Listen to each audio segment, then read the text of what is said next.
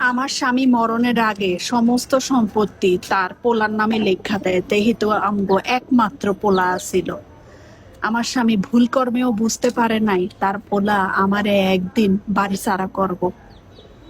আমার ভাগের যেই সম্পত্তি ছিল 2 ভাগ যে আমি পাইতাম, 2 আনা যে আমি পাইতাম, সেই 2 আনা যদি আমার নামে আজকে আমার স্বামী লেখা দিয়ে যাইতো, তাইলে আমার আজকে আর বৃদ্ধাশ্রমে আসতে হয় না। আমার স্বামী ভুল করছে। আমার স্বামী অনেক ভালো মানুষ ছিল। আমিও বুঝি নাই আমার পোলা আমার সাথে এমন কামনা করবো।